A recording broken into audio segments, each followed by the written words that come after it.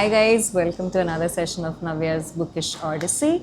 For the month of March, Yes. I am doing the buddy read with Miss Athulya, and we picked on a book from a few options and we finally landed on a duology, and we loved the book so much that we read both the books Yes. within a month. It's small also, we're not weird people. Yeah. So Don't get we- the wrong impression. Yeah, exactly. So, the book that we have chosen is the Monk and the Robot series or duology, and the first book is A Psalm for the Wild Built. It's written by Becky Chambers. And the second book is A Prayer for the Crown Shy. We'll get into the details of the names and stuff later. Yeah. But first, let's talk about A Psalm for the Wild Built. Yes, sure.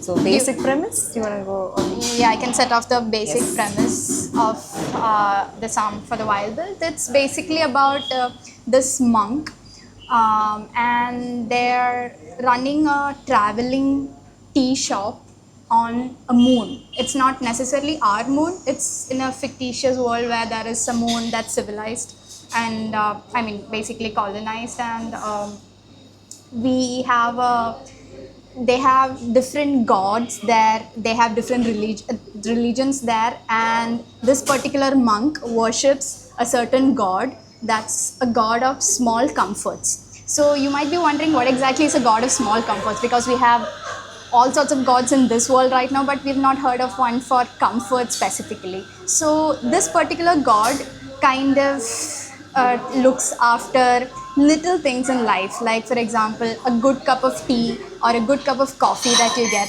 or something like things that we are grateful for and we don't pause and look at very often, like for example a hot shower, or like the comfort of a soft blanket, or like a good conversation with a friend and stuff like that. So these are small comforts that you generally overlook in life, and they have a god for all of this here. And this monk, the protagonist of the novel, they worship this god, and so they've decided to be a tea monk, and they have this traveling tea shop, and they go around towns and serving tea to the people there, listening to their stories and like basically comforting people through this whole tea service. And all of this is happening on a moon. So it's basically a sci-fi solar punk setting. We'll get to that Yes. now. It's Navya's first solar Solar and like punk basically read. my first solar punk as Oh, well. yeah. So what did you think about the whole solar Yeah. punk So, setting? the idea of the whole Odyssey was to like try different genres suggested by different people. So I try new things, and I don't think there's any way imaginable that I would have tried something called solar punk if it hadn't been for this. And I went into it with like no clue what it's about. The basic idea that I knew was solar punk is like a futuristic or a fictional setting with a lot of um, focus, like a central point of the culture being formed around the sun. That's it. That was like my idea when I hear about solar punk. Uh, Now, in this, it's like a completely different world altogether, that it's in a different moon of a different planet, and it's a small continent there called Panga. Yeah. However, Pronunciations are a bit. we might be butchering the words Yeah, we are yeah. using here, because like we've actually read the book, not the audio book Yeah, or yeah. anything. So yeah, like excuse us for that. Yeah, so that was interesting because everything in this world, everything is operating on a source of energy that is derived from the sun itself. So, a very conscious attempt has been made to build up a world that is completely sustainable, and it's not. It is also very clearly mentioned that this is not how everything was always. This was when they also did stuff where things led to an extent where they were completely alienized from nature, and then from there a conscious decision was made to change their ways and to move closer to a sustainable way of life. But also I think it's not just the dependency on the sun as such that is like very different, or only on sustainable option that's very different. It's that the things that are prioritized, or the things that form that civilization and culture and all, is quite different. With a major factor being the existence of a tea monk, who's basically, I mean, like Christians or Catholic who are brought up in that sort of monkish monastery culture, it's always that capuchin or Jesuit priest in a brown cloak. That's the immediate and, image that comes to your and mind. it's all like all chastity, and monks more than your general priests are people who like are secluded and have lived very restricted, astute, uh, plain, empty, a life with very little comforts. So to have a monk from a religion that focuses on small comforts itself is like a very different way to like approach that. At the same time, a tea monk, his job is pretty much a mix of a, you know, someone taking confessions and a therapist. But at the same time, it's not like looking for solutions. It's just a year. So Lending a ear yeah, to that's it. your Yeah. problems, or maybe just day-to-day updates, or whatever you want to like rant or whatever it is. Like at the end of a difficult day or even a good day, you can just come and like just talk to a person who is just offering you tea. I mean, who wouldn't want that? I personally would want that. And also the tea is not just like regular tea. He mixes different brews and like, so that you know you have calming teas, like the whole chamomile lavender type. They have a lot of like different things that he's like exploring, so that he gets good at his job per se. And another very interesting aspect of this is the concept of not money, because it's not in cash, but there's a transactional system that's called PEBS, and that is more dependent on how much you value something more than like a set price on something. So it's not a barter system. Yeah, they specifically say it's not a barter It's not a barter system, or it's not money. It's not cash. So that is also like a very, like, it's a society that has really taken effort to make sure it becomes more human and changes its old ways, which are more mechanized. So it's not like they've always been that way. In a way, they're healing. You can see the society as a whole. Like Navya said, the whole concept of PEBS. I found it wonderful because like it's a sort of currency that's basically benefiting the community as a whole. So like let's say that like I give you certain number of PEBS for some service that you did. There is a certain value that I put in your service, so I appreciate what you've. It's more of a sense of appreciation that you give for the other person, than rather than like putting a certain value and like saying that, oh, this is only worth this much, or this is only worth that much. It's like, you know, you help out a person by saying that your service is much appreciated, and then they help out another person saying that their service is appreciated. You want something repaired and you give some PEBS for that, and the other person wants something painted and you get some PEBS for that. So it's something that benefits the community as a whole rather than individual. So it's a complete contrast to the capitalistic environment that we see right now. Because you can run on zero PEBS and even negative PEBS. And like, you know, when you see someone running on negative PEBS, you might wonder, like, you know, are they going through something? Yeah, that is the most beautiful thing. It's like if I ever see someone who's gone through, like who's in negative PEBS, you go check up on them if they're doing well. Because if you have like a health scare, then you're going to end up spending more. Spending a lot. Which is the truth of our life right now, because the biggest expense is a medical expense. You enter into the hospital and all your plans are shattered. So it's like, it's a very fictional world that is built. Very, like, certain things are very idealistic. Also, it's very transparent. You know, you can see each other's PEBS. Now we are very protective of what we have and what the others have. And it's like a very small. Like even in India, if you go to like very like smaller communities, like a small village and all that, everyone knows everyone's business. It's that. So even he has an issue with that as well. Okay, let's start with introducing our the main character. Please excuse us if we have made any mistakes until now. We are going to be more mindful from now. Yes, because our protagonist is a non-binary person, and I think the first introduction of this person is as sibling Dex. So in the monastery, they have they have either brothers, sisters, and all. but like because this person This is is non-binary, non-binary. they call them sibling, Sibling. which I found very cute. Like Yeah, at some so I'm reading a book with a non-binary character for the first time. same here. So for I think like for a lot of things for the first time for us, like first Solar Punk, Yeah. Atulya's first buddy read. Yep.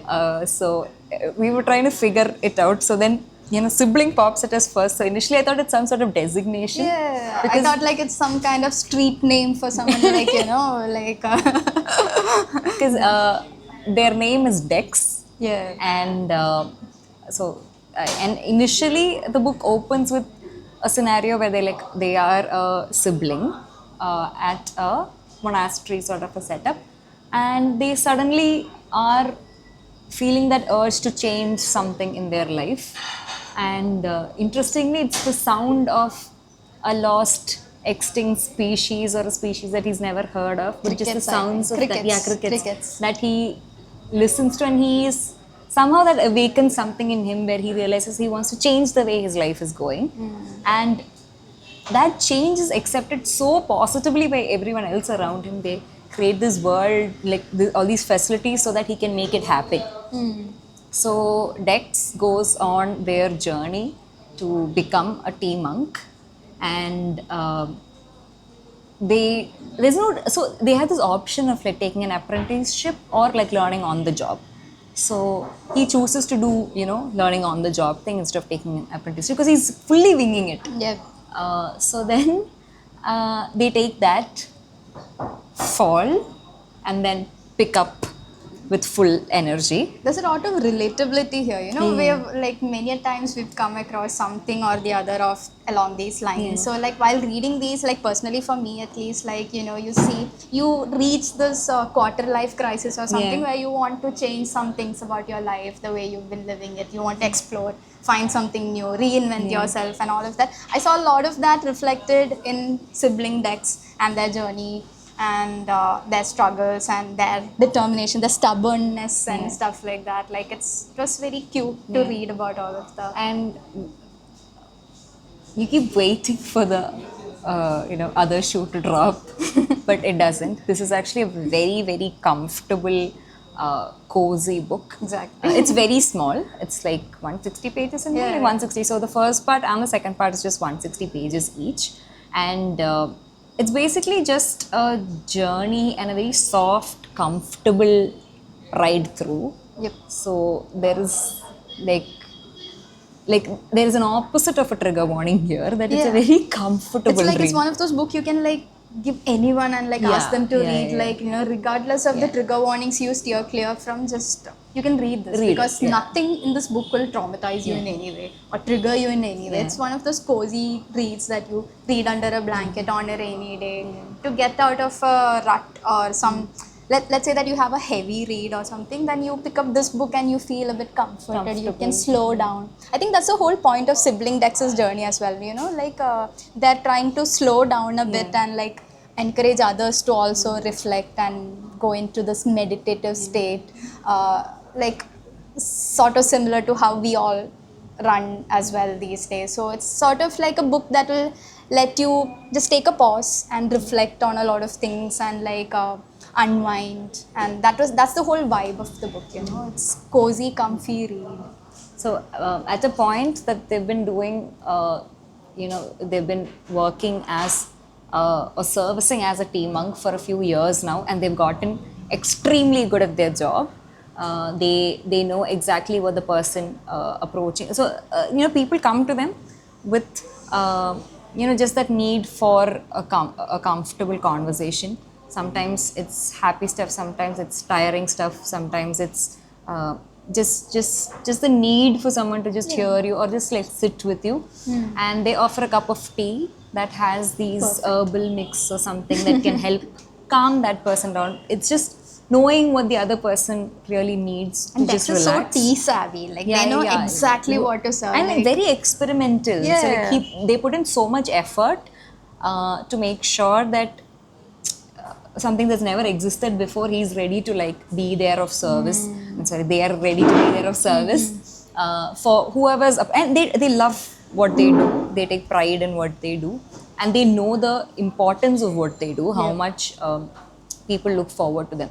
So they go through this routine of like going through different towns and areas to like meet different people. And again, at the very peak of his career success, he suddenly again feels like he did this thing so that he can listen to the crickets someday and explore the wilderness. So though the world is very natural and sustainable and all that, but there is still like a wilderness area into which they don't really explore. And like we said at the very beginning, there is a past to this land which is a lot more mechanized and what's called the factory age, where everything was dependent on the factory complex to provide for the people. And the factory was at one point completely run by robots. Kind of like the dystopian fiction that we read here, like everything is run by Mechanized, robots, yeah. mechanized, and everything's robotic. You have to rely on tech for everything, and like it was that sort of a world. But like it's the world that's built in this book is completely in contrast to that kind of dystopia. It's a kind of It's like it reaches that point and then they like Yeah, completely took a flip and be like, okay, this is not what we want from life. So it happened thus that the robots suddenly had conscience. Yeah.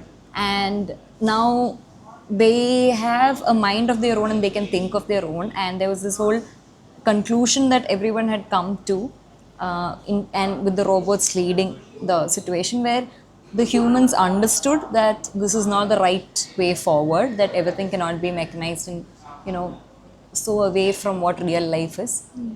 And the robots secluded themselves, they took themselves into the wilderness and claimed to never come in contact unless they feel like they voluntarily wanted to be part, no, like yeah. not because they were summoned or they Yeah. were required or anything, like they just decided to just take a walk out of it, like, the human life and like live somewhere that was not designed by humans. They just wanted to be out in the wilds, just and because they exploring. themselves are not clear as to like how did they suddenly get conscious Yeah, of like exactly. what is their purpose, like no clue. So suddenly there came a point when this happened with robots, and that's called the awakening, where the humans also realized we can't keep going in the same track, and that is the transition point from where everything mechanized turns into everything sustainable. And this was 200 years ago. So no living human being on the continent of Panga has ever seen a robot, because it's a thing in the past. It's almost like a myth. Yeah. Like that, people listen It's to like these you say, stories. there's a Yeti, but you've never seen yeah, the you've Yeti, never seen so it, you don't know if there is a robot or not out Yeah. there. But like So at this point, sibling Dex decides that they want to go visit this other hermitage, and which is at like a mountain top or something, and to reach that they have to go through the wilderness. And as they go through the wilderness, the first ever interaction with the robot. with a robot happens. And from there, the journey takes a completely different turn. And It's initially like there's this phase where they're like both of them are kind of very puzzled by the presence of each other. So the robot, like its name is Moss Cap. So you might be wondering why it's called Moss. Moss Cap is a kind of mushroom or Mushroom, something. yeah. So these robots, they have this convention of speckle-headed something. The whole moss name, cap, I have yeah. no It's like a idea. full 3-word name. Okay, let me see if I can just like get it. 1 second. There has to be a way to. Yeah, because it's Yeah. very cute how the naming convention works. Like Yeah, now we have you the- can tell how that happens by then. I will find out the full name. So when these robots, they are awakened. So these robots, they have multiple generations of robots. Yeah. So they can be like rebuilt from old robots, like robots that are already gone out of service, and also at some point, like the new generations of robots will also like awaken. So the moment they awaken, that is the moment they gain consciousness. The first thing that a robot sees, that's the name that they take for themselves. So for example, there is this our robot, the main Yeah, got it. what's the name? Splendid speckled moss cap. So it's a kind of mushroom that was the first thing it saw. we have two protagonists, like one is a splendid speckled Moss cap. cap. Moscap for short. Moscap for short. So Moscap, when it gained consciousness, the first thing that it saw was a Moscap, this mushroom. Mushroom, yeah. So it just decided to just call itself Moscap. So if you see some sort of snowcap or something, maybe there's another robot that calls itself Snowcap. Yeah. Or so it's like, that's a very cute, Yeah. odd name convention. Like it's kind of Yeah. nice. And also, because Dex has only ever heard of robots as this ancient thing. It's almost like studying ancient Greek for them. It's not something that affects their everyday life, so they do not have a running understanding of how robots looked, or how they function, or anything like that. But as Moscap and Dex start having conversation, try to figure each other out. And so the thing is, because the robots have lived in the wild and Dex is going through the wilderness to get to the hermitage, the robots' knowledge of the wilderness and the wild creatures become helpful. So robot sort of becomes surprisingly the most non-natural thing, becomes the most knowledgeable in what is nature to Dex. And they start this journey towards the hermitage where they explore each other's thought processes and understandings. And like she was telling about the whole, every generation of robots, it comes from a conversation where they talk about death, and how robots, since they do not know what gave them conscience, they try to replicate as much of that human experience, thinking that maybe that is what has kept them, the conscience to them. So they do not repair their, like, they don't live on forever. They let robots die when they start faltering, and then from that a new robot is formed from the parts of many other robots, and every part that comes from a different robot carries a bit of sort of memory or a semblance of what their existence used to be. So the each robot is a mix of a lot of other robots' experiences. Yep. And because they do, and as a last thing before they left the towns and the settlements into the wilderness, they were all attached with a solar panel. So a robot is completely self-sustaining. It's waterproof. It doesn't need anything from people for It its doesn't running. need batteries. Yeah, or nothing. So it is completely on its own. So their decision to have this cycle of life instead of just one continuous life is a decision they made together as the robots all together. So as they have this journey, they keep talking. So Moscap is here because after 200 years, the robots have all gotten together to decide that they want to know what do the human beings need, or what makes them happy. So like it makes that them very question. curious, They have, Yeah. and it's so excited also. Moscap is so excited to meet Dex that like they have no idea what all to ask them. Like they have this. The top of their list is like, what do humans need, and like they want to know like the human existence and everything about humans. So they ask, and even Dex is kind of stupefied there, because like even they're kind of in search of similar questions, like what do I need? What is my purpose? What would make me feel fulfilled? Yeah, exactly. This void, how am I going to fill it? And like, so Dex is also stumped because of this line of questioning. So they decide to take a journey together to explore and find answers, like basically aiding Dex in whatever they're dealing with. But Moscap is like, what, cool, this is very much in line with whatever I also want to know, so I'm gonna accompany you if you don't mind. So Dex is like, okay, fine, this robot is also helping me navigate the wilds because it's very savvy with all these things that happen out in the wilds, and like it's helping them navigate all that terrain and everything that they're going through. And they go to this hermitage where they so they eventually reach this hermitage, and so and then they move on to a lot more deeper conversation. I think like personally my favorite part of the book is this particular last part of the book, where they have a lot of heavy, deep conversation, which again is not at all making you in an existential crisis manner, but I would say that it deals with a lot of complex topics without actually making you feel like you are reading a very heavy book. Yeah. It uses very simple language to It's simple but not trivial. That's the Exactly. main thing. Nothing about this is trivial. None of it is like, meh. No. That's the difference. Like I was like thinking, it's pretty much a lot of this is like a children's book. Yeah. But what separates us from a children's book is the kind of topics, food for thought that Yeah. put plants in your head.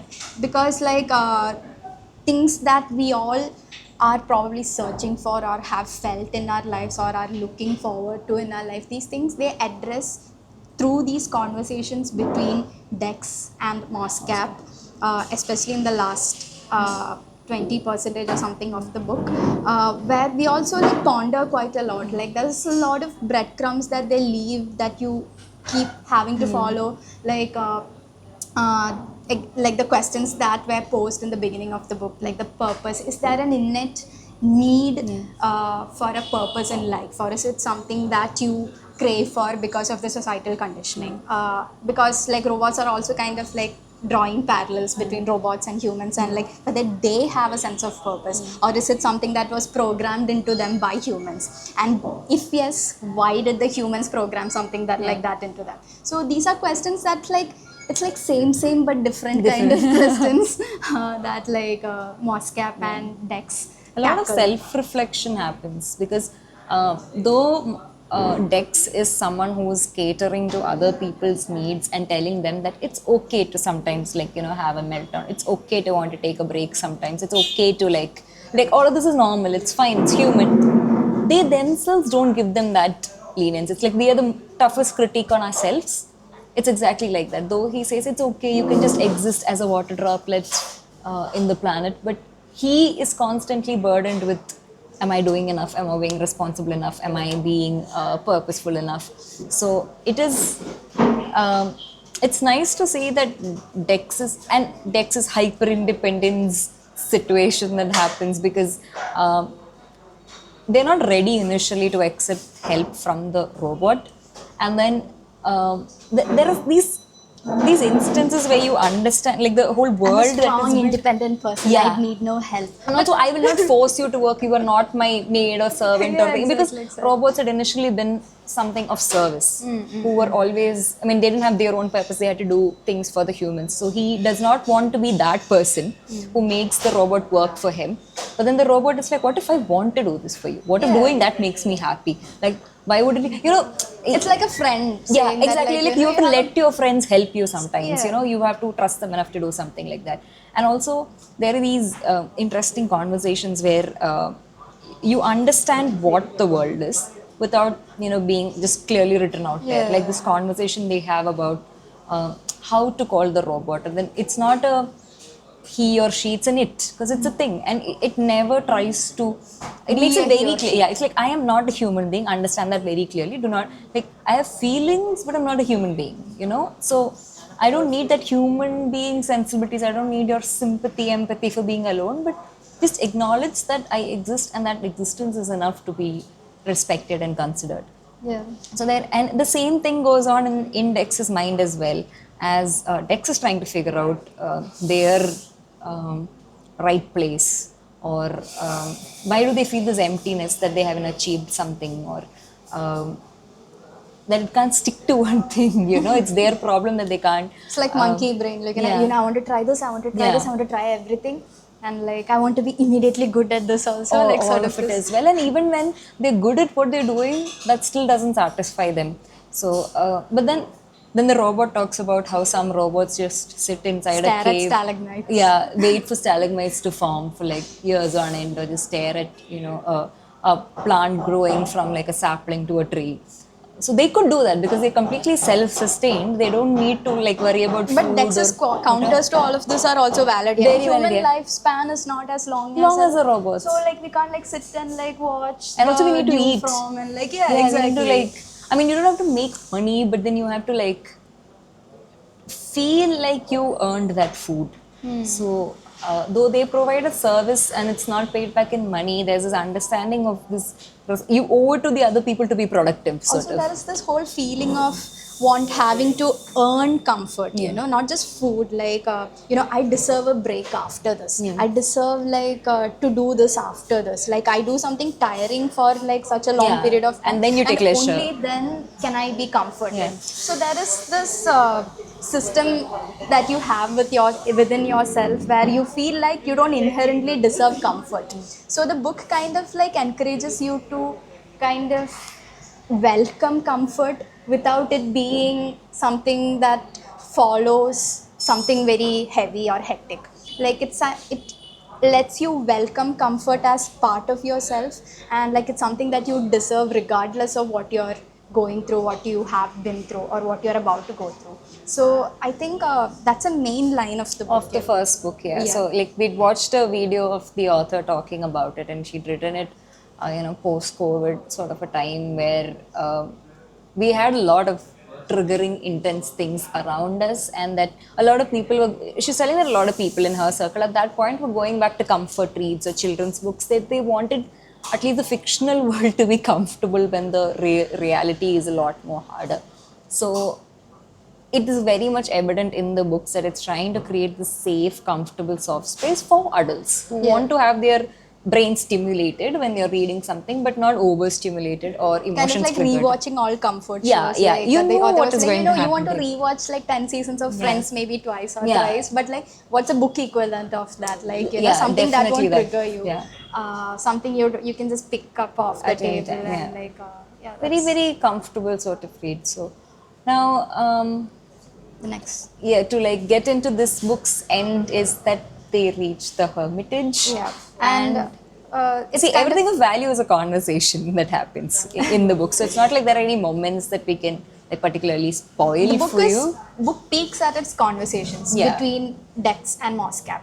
It's like the conversations are very well written, where like you don't feel it's preachy in any way. I've seen a lot of books that explore similar concepts that often end up being preachy in some way or the other, or like it does not exactly pose questions that you would want to counter these preachy dialogues with. But like I like the whole banter between Dex and Moscap, where it kind of helps us make peace with a lot of things, come to terms with a lot of things, make us think about a lot of things by exposing us to this very healthy conversation about a lot of tender topics, but in a very simple, understandable, beginner friendly manner. Which is why I always, like I was saying, that like we were recommending it to other people also in our book club, saying it's a very beginner friendly read, sci-fi book. If someone's planning to get into science fiction or anything of the sort and don't want to subject themselves to aliens kind of trying to behead you or something, then they can definitely try this book. Like when you talk about Orbital also, it's just set in a satellite, but it's all about human emotion. So it doesn't and have a sciencey part. Yeah, it doesn't have, like you don't have to know how the science of a satellite works. Similarly, you don't have to know how the science of a solar powered bike works. You don't have to know.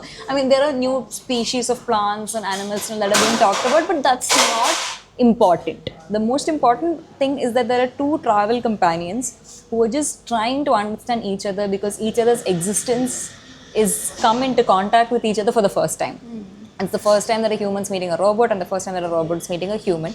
So it's just, and they're both very nice, kind, loving people. So there is no like, taking advantage of a situation. Or, it's nothing like that. It's a very comfortable two people. Hey, I think, we could travel together. Let's travel together and have normal conversations as it's going. No one's trying to touch anyone's nerves about anything. Everyone's trying to make everyone comfortable. And at the end of the first book, they reached the hermitage, and that is the point to which they were going to, and that is done. Now, then the next thing to tackle is Moscap's journey, because Moscap's current purpose on coming out of the wilderness is to know what humans need. So at this point, we have our second book starting, where Moscap and sibling Dex are going into the civilized areas out of the wilderness, and now it's Dex's zone. So now Dex is there to navigate Moscap to like lead the route. Yeah. But it's never a mentor-mentee situation. It's very much companions on equal footing. And slowly we get to know more of the city and the continent of Panga and what are the different structures, different kind of settlements. So they're I like think the author shrublands. kind of took the liberty to build the world later in the book, like Yeah, not in yeah, the first book. It's yeah, one of those rare moments when you have the world building in the second yeah, book and not the first book. I kind of found it interesting yeah, because, like, she put the hook with the yeah, first book, and like in the second book she explored more into the world. I think even she got a lot more clarity on what she wanted yeah. to do with the world, and like, let's talk about this kind of civilization, let's talk about these technology, and like, so I love the world building that we are exposed to in the Yeah. second book. I really Yeah. quite I'm enjoyed. someone who generally cannot go through a lot of world building because Yeah. I get disconnected from the emotion of the book, and I'm someone who reads a lot for the emotion of the book. Um, so I usually stick to my very safe literary fiction and classic genres. So sci-fi has always been scary for me. Fantasy also, because I don't know if I can like grasp the world You building have or to sit through invest a the lot of time to into like listen, for the sit and listen payoff. to the descriptions. But this was very mellow. This is like very understandable. Um, and even if you like, there is no extra effort put into like, oh, you have to understand the description of this leaf of this plant. No, No, it's nothing just of the sort. it is still, even the second book is very much about understanding each other and a very again a journey, a conversation that explores different topics, different scenarios.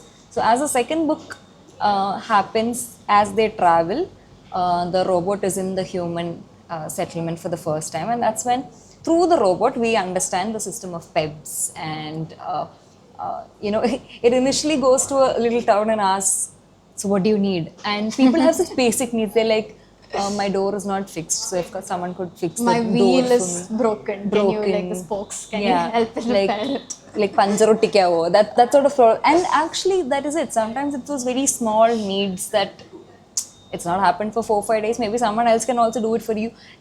See, it's an initially a big celebration in every town when Moscap is coming Because because no everyone's one's seen a excited. robot. Yeah, no one has seen a robot in forever, and it's like having the rarest species come meet you or something like that. Everyone's just going to like go figure it out. But Dex is also very scared as to what if Moscap would be like exploited. So he tells, I mean, they tell.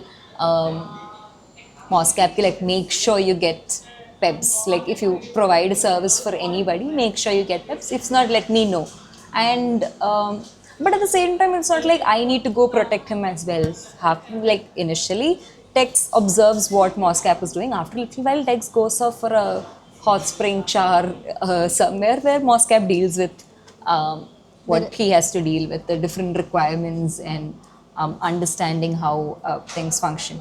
And at one point, there's a small little part of Moscaps that gets damaged, which helps Moscap balance. So they travel in such a way that Dex is riding an ox bike, which it's also solar powered solar bikes. powered It's bike. like this bicycle and like their tea shop kind of cabin sort of thing, caravan kind of thing is attached to this bike. So basically Dex pedals this bike and that's how they travel. Yeah. And the Moscap, it can just Walk walk along. or walk Yeah. along, and like it can match the pace that that Dex is following. So that's how they used to travel. Yeah. But like when this gyroscope it gets damaged, Moscap can no longer follow Walk Dex on properly, foot.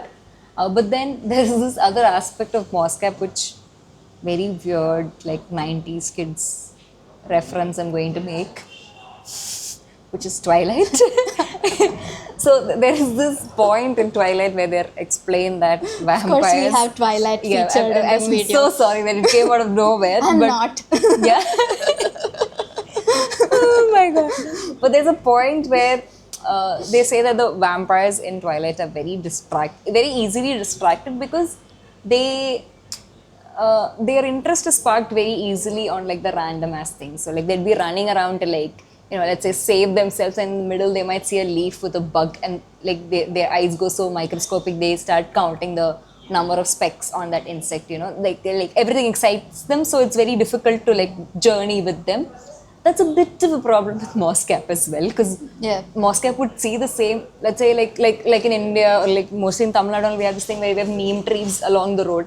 he'll stop at each neem tree and be like, that leaf Stare is at it looking for nice. 10 minutes and like take 100 pictures of the Yeah. same leaf and stuff like that. So like it fascinates Yeah, moss cap. and then So Dex is just like riding for his life, sweating through his clothes, and the moss cap's just like, oh, this is so beautiful. Why do you not stop and enjoy this? Like, why do you not see the sunset more kind of moments? And then, but it's nice to see that it's not like so romanticized where you're like, oh yes, maybe even I should stop at the sunset. No, Dex is like, I need to ride and I need to go somewhere, take a that's shower. where I like where the book shines. It's not like glorifying a lot Yeah. of things. It will just pause and relax, Yeah. take a beat. Yeah. Like it's not preaching that into Yeah. your head. It's being very realistic Yeah, as exactly. well as Very like realistic, yeah. it's grounded while also making you aspire for more.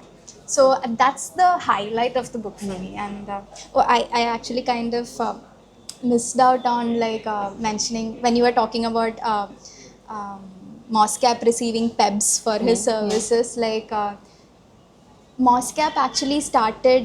There was this very wholesome moment that I kind of remembered where Moscap kind of like becomes very emotional as much as a robot can be when it realizes that it received a PEB, because receiving a PEB is basically means someone valuing you as part of the community. Because like earlier how we explained the PEB system, it's like something that you do with the community, like how you exchange some sort of currency by being a part of the community and doing services in and out of the community. And like so as Moscap received these PEBs, I loved how Moscap was getting all overwhelmed, saying that, oh, now I'm part of the community because I have received a PEB, so you think of me as part of this community. And like again, like Moscap, it just adds on to the excitement that Moscap has over humans and the way they work. And like, so yeah, moving on back to the whole enjoying the scenery and everything. Like so Moscap has these very human aspects also of, but a human aspect that we sometimes forget to have. Like, stopping by a brook and looking at the brook, and stopping by some sunflowers and looking at sunflowers. Like, we know that these things are beautiful, but like we don't really like fancy them as much as what this random robot does. And as they go on to these journeys, they travel across, like we were talking about the gyroscope being broken. And so now we come at the problem statement of this particular book. Like Moscap has a gyroscope broken, like how do we fix it? Because Moscap can no longer walk. Yeah, so Moscap's saying is robots, we don't fix stuff. Look, so now I just died. That's Moscap's saying, oh, okay, this has happened, so now I'm going to die. What? So Dex is like, wait, this is not like, I mean, even human beings, use band-aids and like have like fix themselves up. So there must be some way to fix you, and like there has to be some way to go about this. But the robot is very like, nope, it's time for me to like hang up the coat and I'm dead bye. So that money Goodbye, cruel world. Yeah, he's like very like nonchalant about, yeah, this is the way of life. It begins, it ends. And then so for Dex it's very difficult to understand because it's not life. Like because robot is not life. We have something wrong with our body, we get it fixed. That's our natural instinct. And like if you put it in like today's concept, there's this whole thing of this, like even when we went for KLF, a lot of these sessions were on like humans and their research on immortality. We want to live longer, we want to live longer. While Dex is looking at this robot who could actually want to live longer. That whole species could actually put in a way of life where they could live forever. But they have chosen that death is the human thing to go about it. Maybe a conscience or our understanding of feelings come from the fact that it's just temporary. This is not something that goes on forever. And they've accepted it. They have accepted it. So he gets it, but he also understands that this is such a small thing and you can fix it. It's like having a cut. So then he tries to explain to Moscap, okay, let's find ways to like just fix this tiny little part. What if we can glue it together? What if we can just repair it, not replace it? So then they go to a printer's shop because this is like the future of 3D printing there, basically. So everything is mainstream, like all machine parts, everything, like engines and everything is 3D printed. And like you can make them out of proteins and all these very like renewable, sustainable resources. And they get to a point where they're ready to go get that fixed, and they come up with they have a conundrum of like what sort of material to choose. But then he's like, should I put something organic inside me if I use a protein to make it because it's sustainable, but it's also non-robot like to have an Then organic part. Moscap goes into this Completely expired. breakdown, Yeah. where Like, I can't be like that. you know, I've only had inorganic stuff inside me. And also like, that alienation that comes from that. Yeah. He explains how he would be so much more different from the rest of the robots. already he feels very different from the rest of Yeah. the robots because like he is like out of the wilds and like traveling with humans and mingling with. He's become part of the society. Like he sees himself as part of the human And his society. experiences will make him different from the rest of the robots because Yeah. he has this very unique experience where he's having an interaction with another race altogether. So he's already worried about being different when he goes back and that he can't have relatable people with him. So if he has an organic body part, that's going to make him even more alienated. So he decides not to do that. And meanwhile, sibling Dix and our beautiful printer with a lovely beard start up a romantic tryst. If you guys are into that, like there is a little bit of romance also in the book. Just say if that's up your alley. And that is why I said there is no like taboo on a monk being chased and you having to sacrifice your sexual needs or romantic needs just for you to be a higher creature or a creature of service. I like how it's not like sex is not the driving part of their existence, but it's also equally just a part of their existence. It's not something that is given this divine beauty or anything. It's just a very normal Natural routine human thing. need, like how you eat, how you like have to sleep and all. Like it's not like it's not a craving, or anything, or it's not like an unmet need. Nothing. It's just another part of life, and everyone's very like people know how to deal their relationships well there. Like they talk about it clearly. What is today, I like tomorrow. how sorted everyone is there. Like I mean, again, it's like a fictitious world, but like but imagine if we didn't have social constraints or social structures where like you had to have a husband and a wife. Like you could have that as well. You could have a monogamous serious relationship like that, or you could have a polyamorous relationship with a multiple people living in the same house. They have no constraints on any of these things. Like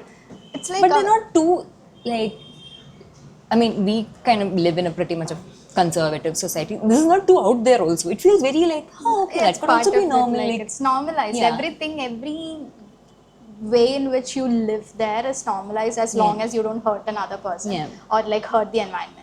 So like I think that there was this line in the book also that like where Dex explains the kind of comforts that they have in life to Moscap, where they're saying, you know, you are allowed to make yourself as comfortable as possible as long as you don't hurt the environment or others. So like that's a decent line of thought to live by. Although there's not, you know, the book, I don't think the book is saying that this is the way to live or this is like this is how you have the solution to all problems. It isn't it's like saying that, you know, look at this is a possibility, like, you know, maybe like derive whatever you can from these concepts, and like we are setting a ideal sort of idyllic world for you here, but like look, this is how it can happen. Not saying this should happen, but like look at it and glean whatever you can of this, and like remind yourself of tidbits from this world that we are so like generally fear and violence are very easy things to draw emotions from. It's very easy to have like a very drastically sad situation and then from there to go into like okay, redemption, and then a very happy sort of moment. But to write a book or to write a scenario where none of these people are traumatized and have gone through the worst thing, it's not that. But they still have a kind heart. You can have a good story that can make you feel, that can emote to you without having to trigger those points that can give you that easy emotion. It doesn't tap into your trauma for its benefit. Yeah, exactly. You have to be a very good writer to be able to not bank off on trauma and violence in order to convey a certain emotion. Like it's especially even in mainstream media, like any form of not just books or like even the main movies that you see these days, like everything like that you want to feel, like any deep emotion that you want to feel from a movie, it's stemming from the roots. If you go digging deep enough, it's from some sort of trauma or some sort of violent, you have difficult to have the situation. worst heartbreak to be able to love yourself the next day. And like you don't. you don't. Because even when you're very like static, your mind itself gives you these questions. You're like, what is the point of my existence? And like this imposter syndrome and everything that we have they don't all have to come Stem from trauma. from a bad place. Yeah. Like, It's very human to have these questions, Yeah. like your existential crisis that just comes about existing as a little speck in this huge existence. It can make you feel sometimes insignificant, sometimes very significant. So I love how the author uses a very mature, very relaxed, I do not need to push your buttons to make my point. Yeah. It it doesn't tap into your nostalgia, doesn't tap into your trauma, doesn't tap into your fear, doesn't tap into your it doesn't anxiety. capitalize on the fears Yeah. of the reader. Yeah. Nothing Yeah. of the sort. It is but it is again like very adult, not trivial at all. It is very thought provoking but very simple. Yes. So as Dex and Moscap slowly explores different lands and different, so there's like shrublands, riverlands, coastlands, the main city. So at one point, we're also shown a world or a part of the world that drifts into an extreme. Yeah. Because So there'll be extremists in any sort any of sort scenario. of world. So, like generally, when we talk about the current scenario of the world, also when people say we're getting more liberal and Yeah. everything is getting more lenient, the more liberal one side gets, there's always another side that gets more conservative. There's this push for conservatism because traditional values have kept us safe and all that. Yeah. So these people are currently in a continent where they found that mid ground. They all have their pocket computers, which sort of work like our smartphones. Yep. And they do have electrical appliances. They have 3D printers that make stuff for them. One random point I wanted Yeah. to make when you were talking Yeah. about pocket computers, like because it's talking about a sustainable world. These pocket computers, they like last for like years and years Oh, and yeah, years man, on end. I wanted to cry when I read that. So now we have this habit of changing your smartphone every You few don't have a years. choice. You It gives up on you. it just like spits blood and die after a Yeah. point, like all your smartphones and smart devices. But like they're this pocket computer thing that they have, like let's say that like it's nearing its end of its life, but still they'll find some way to repair it and like Yeah. restore Yeah. its functions And and like it's still like, I mean, the kind of life of it is like in your entire lifetime, you'll need maybe 4 of those. Yeah, Not every exactly. 4 years you'll need a new phone. My God. And I am slightly digitally handicapped. I get very exhausted when I have to get a new phone and get used to it. So I was just like, yes, please, this is what I want, the bare minimum. I just need to send texts and be done with it. Yeah, so that was, oh, nice, so nice. So yeah, as I was saying, so they get to this land, which is the coastlands, which is a more conservative side because they completely push aside anything that is mechanical or automated or electron. How do you say no, we can't call it electronic equipments because they're not based on electricity or maybe like Powered solar by powered. other But things. basically, things that are technology, they completely stay away from them because they believe even the slightest influence will lead you to that. It's like a that's a small slippery tipping slope. point. Yeah. It's like they don't want to go down that Yeah. slippery slope because they feel like they will eventually Eventually reach just the get there, point yeah. where the books start, like Yeah. the 200 years The factory prior, yeah, the age. factory Yeah. age. Then we They're- would all detach and Yeah. completely lose our humanity again because, hey, it's like, why not this one more thing to make you comfortable? Why not another thing to make you comfortable? So they don't even use like water heaters or anything like that, like zero appliances, which also means something as inorganic as moss cat can't really go there. So then they come to this sudden they keep conundrum. like they shut down the windows Yeah. and all, like that's like So initially, when they make the step, like they will not enter. They will stay at a distance and let them know that if they want to come, approach, they can. So that is also a very polite way of going about it. And though Moscap is initially slightly hurt by it, but he is also very understanding about because it. he needs to welcome all parts of this experience, like even a bit of negative experiences as well. He wants, like ultimately he wants to know about humans full and picture, like yeah. so like some humans are also this way, so and there'll be rejection and that sort of fear or whatever it is that they have towards Not Moscow. everyone would want to like Yeah. welcome them. Yeah, it's as not all celebrities, merry yeah. and rainbows and Yeah. unicorns everywhere, Moscow, because life is also not that way. So Moscow is accepting of this truth that it's not welcome everywhere. Yeah, that's nice. So, but then there again, we meet someone who wants to interact with them and takes them into the village of the coastlands because yeah, maybe the other people in the coastline don't want him to come there, but this is the community. Like, they can't shut me out. I live here, I am a part of it, I am welcoming you into my home.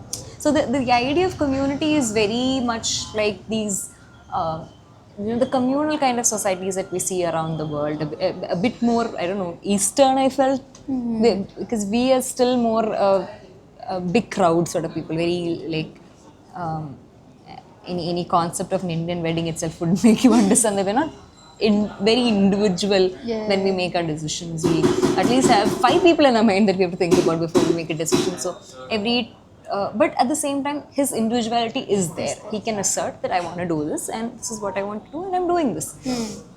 So they also have a very beautiful interaction. At the same time, there is this conversation about the kind of food that they consume. Some people like They take them fishing. Yeah, like sibling Dex is someone who eats non-veg but does not hunt for the non-veg. Like if it's offered to them, they eat it, but do not kill just for the purpose of that, or do not hunt for the purpose of hunting. So understanding, like, but there are people who do that as well, who consume more meat sometimes, and they go on these sort of old school hunting parties where they all get in and like go for hunt and come back. It's not like every family goes. Again, one job is done by one person. If they hunt and come back and bring something, it's not just for them and their family, it's for the whole community. Yeah. So if there's no hunting party that has gone out in like a couple of months, it's like the whole community doesn't eat meat at the same time, but no problem. Hey, we have people who are farming who can give you tubers and roots at that time. So they have a very interdependent, lovely sort of relationship. So from all of this, we go into Dex's family, which is in the shrublands. Yeah. And Dex's family is like this. It's very difficult for us to describe, also to keep track of. Yeah. But they live basically in like what I see in like these American movies of the farm side of America. There is like this huge farm, and there's the house in the middle. Family and like this ranch kind of. Exactly, a ranch sort of vibe. So mentally for me, Dex is how. Yeah, that's exactly also how I ranch. pictured it. Yeah. Like in the middle of like a lot of field, there's one wooden house with, you know those houses in Notebook and all, very yes, southern yes. American sort of situation. So that Down is what in I picture. Texas. Yeah, exactly. That's sort of an environment where they do not have too many neighbors close by. But then again, They have a huge family and like so many kids. And so initially I thought it was a joint family sort of system. And then I figured, I mean, they suddenly tell you about the family and you figure out it's like a blended family. So Dex is someone who meets a lot of people for their job or their calling, but the number of people in the house overwhelms Dex every time Dex thinks about the house.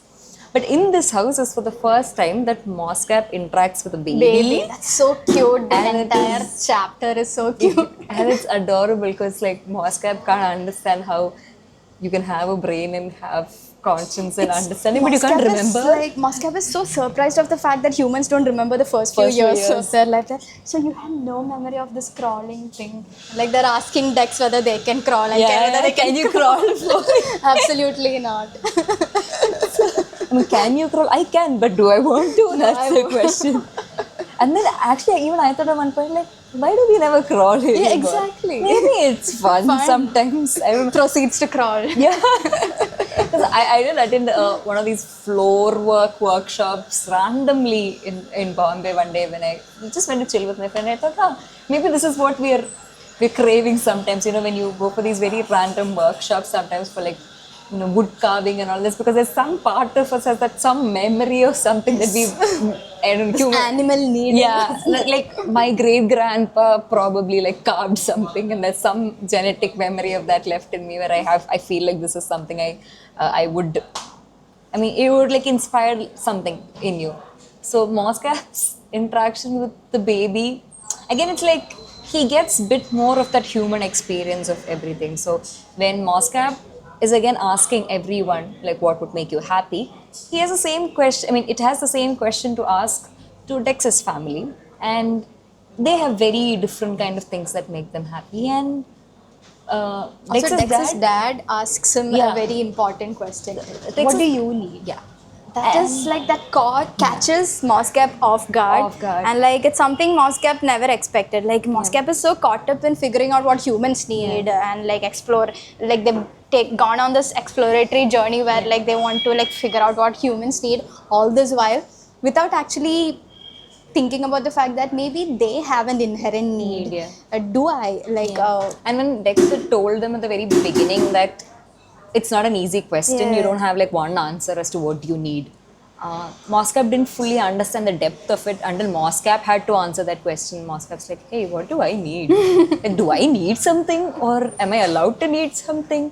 Or if I need something and if that need is met, will I be happy for eternity, or will I keep having more needs? And again, I think this book has more moments where, the second book has more moments where Mosscap's like spiraling down. Yeah, it was very nice. Like initially you get this very calm and composed robot who knows how to navigate the wilderness, who is like guiding Dex through everything, and like very Composed. poised figure this robot is. And in the second book they're like a mess. One tiny question, it's a mess. And then I keep feeling like, oh, maybe like there are, like, even when you have having like everyday interaction with the world, there are ignorance is bliss, and you meet some human beings and like nothing, like they're not disturbed in general, and sometimes it's because they don't, like those thoughts don't hit them, and it's sometimes because you ask these questions to yourself, or someone asks you these questions yourself, of like these introspective questions where it takes up so much of your minds, like it takes up so much of your mind space, and you go through these downward spiral every day. Catastrophize everything. And then I was like, Mosscap, yes, this is the human experience for you. Welcome to you finally reached the end of your journey.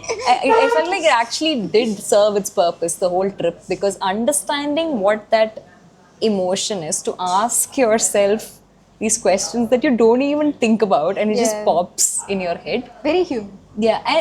And things that do not have definite answers. This is not like a question has one correct answer, or that it's going to be the same answer throughout eternity. You're going to have a new need every other day, and you will need something else to like make you happy. You will probably need to explore, but some people are comfortable doing the same thing every day. So it's very subjective. And understanding that is intense for Mosscap. And after the interaction with the family and, covering pretty much all of the other different settlements, they're finally moving into the city where it is their final destination, because the city is the main hub where everything is to happen. And because Dex has his pocket computer, it's already been announced that they're going to be traveling to these places on these dates. So even before the journey begins, it's through Dex's sort of like a Google Calendar on public view sort of thing that is used to understand which town it's going into for their tea service. The same method is kind of used when Dex and Mosscap are traveling together. So they have these plans to go into the city, and then the university wants to have lectures with Mosscap to understand the different. I mean, you can understand, right? The fad behind like whatever, and this happens. Yeah, like if Pope is going to come to Kerala, there is going to be like 10-15 bookings of official meetings that need to happen, because everyone wants to know, discuss these things. So, and they both understand the severity of it, the importance of such a significant moment that's happening after 2 centuries. So they have all these plans, and in the middle of the journey, there is this sudden silence that enters both of them, because they're facing the inevitable, which is the end of their companionship, and which forms the crux of the entire story.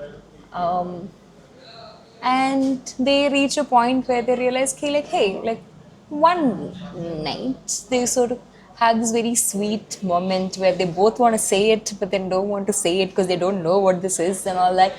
And they decide that they want to take a small little deviation. They've taken many other deviations to explore a beach, because Mosscap is somehow very excited about beaches and like shores. And I don't know, it's ever seen waves that way. I think the wilderness has rivers and streams, but not beaches, like not the vast ocean beaches. Or the, I think they do mention the name of the planet, and then the sunrise and sunset, they also have the planet rise that happens. I forgot the name of the planet. So it's excited to see that on the horizon. So they decided, okay, let's give the beach a shot. Very much what we do in beach cities in South India as well. They're like, okay, let's go to the beach today. So they decide to go to the beach, and again they have a lot of self-reflection and I conversation think the that ending of happens. the book we can like leave it to the readers, Yeah. like because it's a very beautiful Yeah. ending, like the imagery Yeah. that it creates. Like this is the final leg of the the final Like chapter of yeah. the whole. Their destination has been the city the whole time. Okay, this is where it's all like But like ending they sort of have thing. this reflective episode on the Yeah. beach and a very sweet conversation that they have on the beach on like whether they met their purpose, whether they did what they set out to do and stuff like that. And like with that the book comes to a conclusion, but like that conversation maybe the readers Yeah, like yeah, whoever they can definitely. like experience on You their should own. probably experience it as you go through the journey instead of us Yes. like telling you around. But it's pretty much like if you're from Kochi, like going and sitting in the Vipin beach and Yeah, just staring exactly. at the Because waters it's and just having a like conversation, getting like feel looking at the beach, in but having a waves. conversation like this. Exactly, like Yes. pretty very relatable Yeah. also. Like. So yeah, so that is the whole of That's the whole of Navya's March Odyssey, Odyssey. and like with me, and I hope you I enjoyed it. highly recommend the duology. Uh, I actually, I actually do not want a third book or a fourth Yeah, book me or a neither. fifth I book. have the kind of closure that I Yeah. wanted from these two books. And if you want more of the book, you can just read the same book over and over again. Because you will like Keep rethink yeah, all the there's a time. lot of things, a lot of food Yeah. for thought in a lot of pages, and like you'll want to think a lot more deeply about certain lines, Yeah. certain conversations. Like rereading might actually like be a lot more fun, and like Yeah. it might be fun to Yeah, so I would, it's definitely beginner friendly. The language is very simple. The world building is very accessible and understandable. The solar punk concept is very interesting. It's everything not just solar power, like it's the whole concept of reduce, reuse, and recycle. Yeah, They yeah, yeah. take it like they show us what can be done. That's like something like these things we know, we probably learned it in school and all. Like there are these options for you Yeah. to be sustainable, but like we never see it in a practical sense. Like you see one random person like on the internet doing this and that to be sustainable, but like as a community as a whole, like what is this ideal scenario where a community like or a planet or like in this case a moon as a whole is living a very sustainable life, not just one person but the entire Entire world community, is the built around entire it, yeah. population is like living in a sustainable manner. Like how is that possible? And like whether you can learn something from it, whether not the entire thing obviously, but like still there are things that you can borrow from this, borrow from concepts you can borrow from it, and like it's very interesting to see the possibilities, the possibilities presented at you. And like let's again, the book is not being preachy, it's just presenting options at you and saying that look, have a look, take what you want. It's just a book about the, all work and no play makes Jack a very dull, Dull boy. boy. We hear it all our childhoods, and at one point, as an adult, you reach a point where you're like, you don't get vacations anymore. You can't take breaks anymore. And yeah, people take breaks and they've sort of lost their way in life. It's never really stated as something where they're finding themselves. It's always like, they've gone astray from their life plans. But this talks about how you don't have to earn that leisure, and sometimes that leisure is what you need to be able to exist in peace. Yeah. So it's a beautiful, beautiful piece of literature that That does not stem from trauma. at all or push you to the edge of trauma. This is it. There is no thrill. There is no suspense, but it keeps you wanting to read more because you just like that comfort of You're it. invested in the comfort, Yeah. not the characters Yeah. or the setting. You have no idea. Although you are invested in them, but like the thing you're most invested in is the comfort. The Like, feeling what will they of talk comfort. about next? What is the next thing they'll talk about? It's not like any of that is going to. We're not looking forward to a conclusion because it's not going to give you a straightforward It's not a conclusion. plot. It's not a plot line that has the regular arcs. Or How does anything this of end? this. That's not your question. You don't How is care. it going? Is all At a you certain care. point, you don't care how it Yeah, ends. yeah. Like Actually, you suddenly like, hey, that ended. That's what yeah, happens. we both had this point where like we were thinking we'll Turna. sleep after this chapter, but like at the end of the chapter, the book ended. Like because the book is so short. So short, yeah. And and you're not unhappy about it. You're not looking for a third part because of it, because it's beautifully written. Definitely love the author. I'm Looking forward hoping reading to more. read. I don't know if she's written more stuff. Like Yeah, maybe I I'm will pick hoping up. she has. Yeah. No, she has, because like the book says winner of something and all that when they Uh-huh. introduce the author. So I This think has she's a won the famous Hugo sci-fi. Award. Ah, Like A yeah. Sum for the Wild Built has won the Hugo for Best Novella. Yes, So I will read it. Thank you for recommending it. we've been like pushing everyone in the club to like read it. Your in between picks of any serious read that you're having, or if Like you're a going filler through. or something, Yeah. you can just read Or it. you can read it as a main piece. It's worth that, but it's the fact that it's non-traumatizing, Yeah, non-heavy. exactly. So on that, we'd like to We shall conclude conclude our our- video. Yay. Please do read the book, and if you've read it already, please comment below to let us know what you think of the book. And happy reading. Happy reading, guys.